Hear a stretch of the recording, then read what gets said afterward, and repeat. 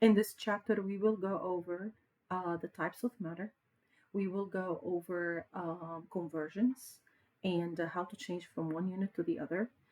We will go over significant figures and calculation. So, to start, matter is anything that has a mass and it occupies a space. It's not necessary that we always see matter because matter is invisible sometimes. For example, air. To test if air is a matter or not, just to grab a beaker and fill it with water and invert the tube inside the beaker upside down. You're going to see that the water will not enter through the tube. This means that air occupies a space. So air is supposed to be a matter. Um, Under the naked eye, matter appears to be continuous and it appears to be unbroken. This means that it appears to be smooth and uniform without any visible gaps or breaks. In fact, matter is discontinuous because it is made up of tiny particles. These are called atoms. So let's have a couple of problems in there. Which of the following cannot be classified as matter? Remember that matter is anything that has a mass and it occupies space.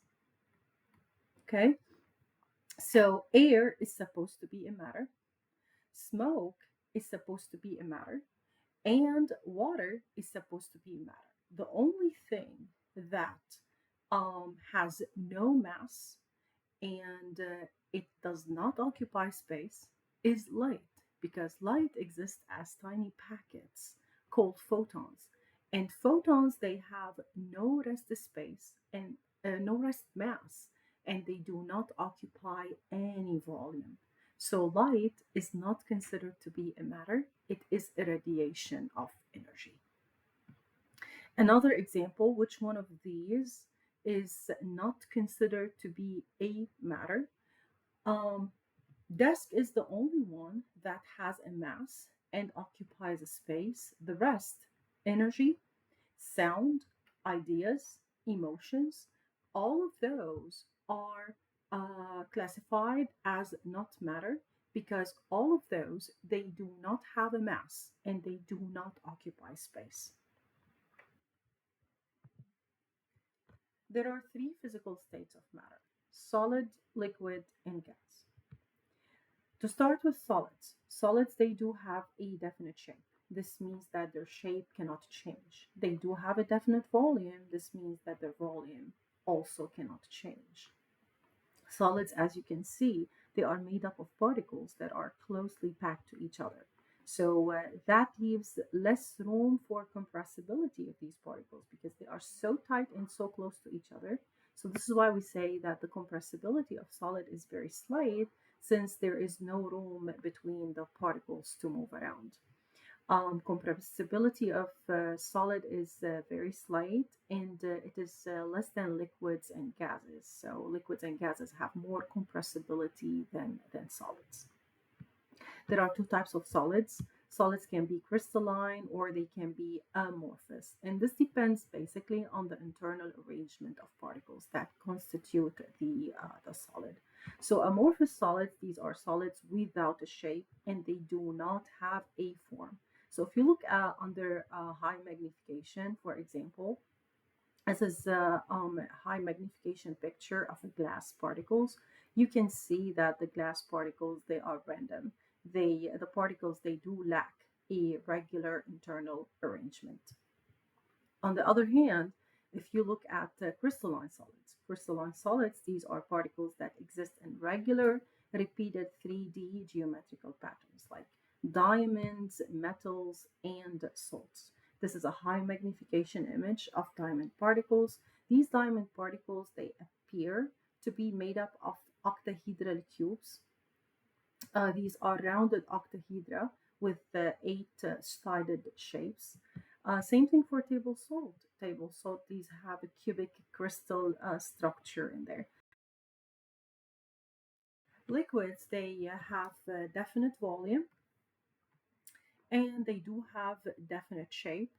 Normally, liquids, they do take the shape of the container that they are in. Particles of the liquid, as you can see over here, they are close to each other. They are held by strong attractive forces. They stick firmly but not rigidly to each other, so they can move freely throughout the volume of the liquid. With respect to compressibility, the compressibility is very slight, but it's not compared to solids. Solids are not compressible, but liquids, you can compress them a little bit. So this is why we say that the compressibility of the liquid is very slight, but it is greater than the solid, and it is less than the gases.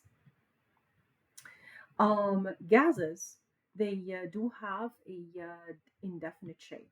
Indefinite shape means that they have no fixed shape in there. They have an indefinite volume as well, so they have no fixed volume. Particles, as you can see here, they are very far away. They are far apart compared to the liquids and solids. They do move independently of each other, so this makes the compressibility of gases to be extremely high. The actual volume of gas particles is small compared to the volume of space occupied by the gas. Because of this, the gas can be compressed into very small volume or expanded almost indefinitely. So to look at the attractive forces between solids, liquids, and gases, attractive forces, these are strongest in solids. And the reason why, because of the particles of the solid, they are very close to each other. So because they are very close to each other, the particles, they undergo a lot of attractive forces. And this is going to give the solid its rigidity. And that's why it's not easy to change the shape of the solid.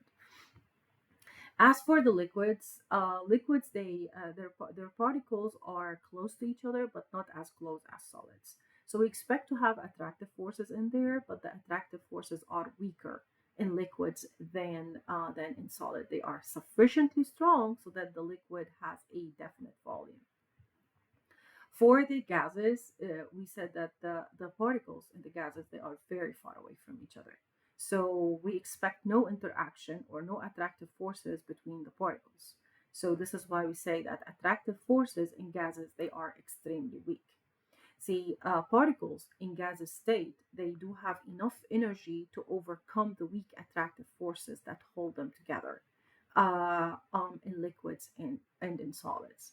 So because of this, the gas particles, they move almost independently of each other because there is no attractive forces. So what holds the particles together in the solid, in the liquid, and in the gaseous phase is the attractive forces. So when the particles are far away from each other, the attractive forces are going to be very weak. There are two properties of matter, which is the physical properties and the chemical properties. For physical properties, these can be observed or measured without attempting to change the composition of the matter being observed. Example, like color, shape, or mass. For the chemical properties, these can be observed or measured only by attempting to change the matter into a new substance. So, example like flammability, the ability to react. For example, if you take vinegar, you add baking soda to it. So, this is a chemical reaction. You're going to see bubbles forming in there. Um, let's define physical change and chemical change. So, these are two different types of changes that a matter undergoes. Physical change takes place without a change in the composition. So let's say, for example, if you take a piece of paper and you tear it apart, it's still a paper at the end. You did nothing. You changed basically you changed the appearance of the paper. Instead of being like a whole paper, it's now torn apart, but it's still a paper. So you are not changing the composition of the paper. You are just changing its appearance. This is it. So that is called a physical change. Another example is like freezing. So if you take water and you freeze water, so you go from the liquid to the solid. The solid is going to melt, and at the end, it's going to come back to water. So you did not change the composition of the water stays the same. So freezing, melting, evaporation of substance like water, all of those are considered to be physical changes. You're just changing from one state to the other, which is the liquid, the solid, and the gas. If you take, for example, salt, table salt, and you dissolve the salt in water, it's still salt at the end because when you taste the water, you're going to taste the salt. So you did not change the composition of the salt. The salt is the salt, but now the salt is hydrated, meaning that it is dissolved in water. Same thing if you take copper sulfate and you dissolve it in water. Copper sulfate, before you dissolve it in water, copper sulfate is kind of like a white solid. We call it anhydrous because it does not have water in it. When it interacts with water, the water particles they do stick to the copper sulfate molecules in there, and the copper sulfate molecules they become hydrated, meaning that the copper sulfate. So this is copper sulfate CuSO4. So the copper sulfate will have water molecules around it in there, and we say that the copper sulfate this becomes hydrated versus when you have copper sulfate solid in there, copper sulfate solid has no water particles around it. So when you take the solid, you dissolve it in water, the water molecules will arrange themselves around the copper sulfate. The copper sulfate becomes hydrated. So the color of the copper sulfate is going to change from colorless into a blue color. So the color of the copper sulfate, when dissolved in water, it will become a blue. But see, it's still copper sulfate dissolved in water. So you did not change the identity of the copper sulfate. So we would say that this one is a physical change. On the other hand, chemical change always is accompanied by change in the composition. So you start with something, you end up with completely different thing. So for example, if you go ahead and you take a paper, instead of tearing the paper, you burn it. You cannot go back into the paper, into getting the paper again because you burned it. You did a chemical reaction. Rusting of a metal. If you take an iron and you rust the iron, and there is a chemical reaction where iron reacts with oxygen to make iron oxide.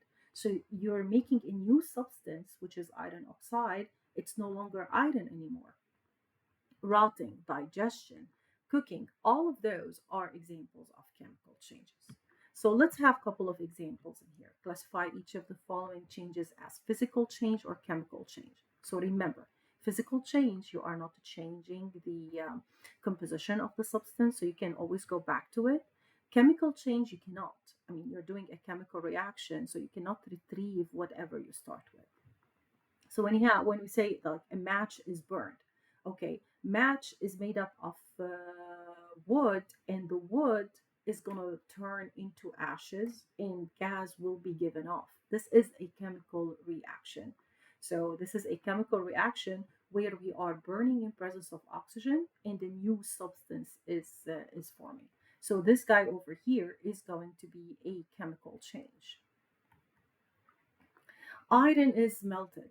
Iron is melted. I mean, once it cools down, it is going to go back to being iron. So this one is going to be a physical change. So the substance is still the same.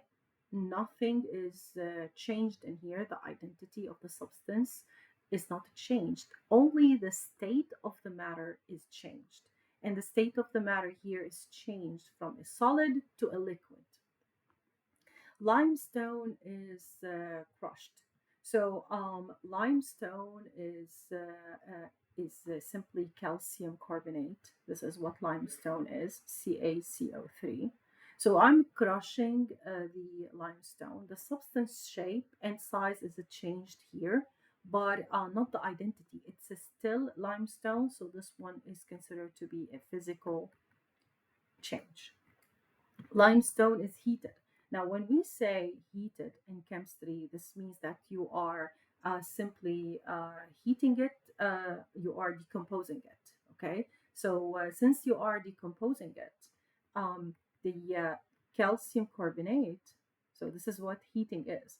You are heating calcium carbonate. So I'm just going to use a reaction in there. It's an arrow in the small triangle. This means that I am heating calcium carbonate.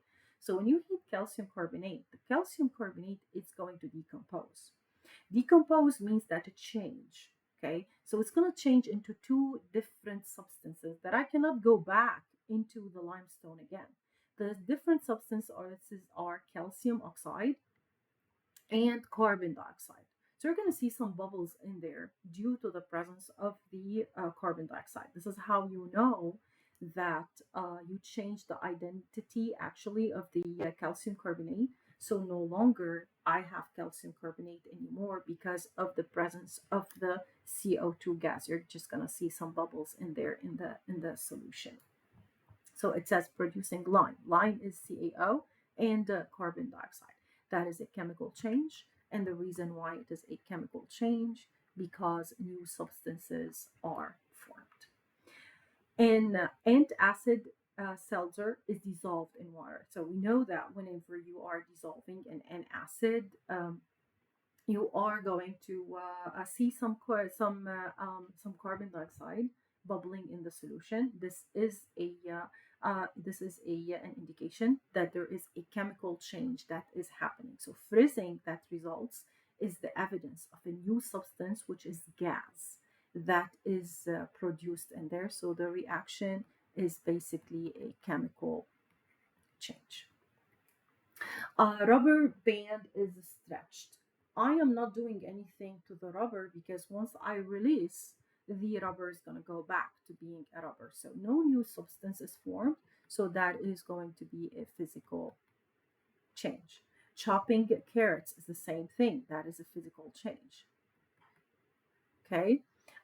Melting ice. Melting ice is a physical change because I am going from a solid to a liquid. So it's only the state of the matter that is being changed in there, nothing else. So physical change. So I'm having a change from the solid to a liquid. S is for a solid. L is to identify a liquid.